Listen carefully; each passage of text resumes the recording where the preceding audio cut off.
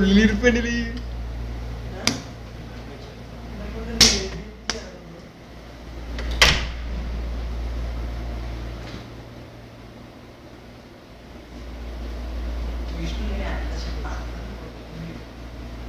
ലുക്കാണ് കേട്ടാ ശ്രീകാന്ത്.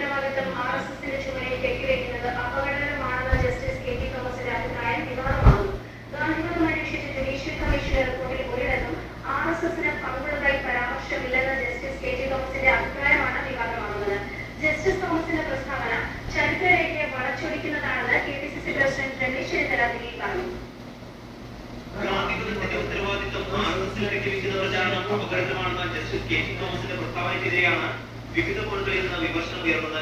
മഹാത്മാഗാന്ധിയുടെ ഘാതകരായ RSSനെ വെള്ളപൂശാനുള്ള ശ്രമം അപലപനീയമാണെന്ന് KPCC പ്രസിഡന്റ് രമേശ് ചെന്നിത്തല പറഞ്ഞു.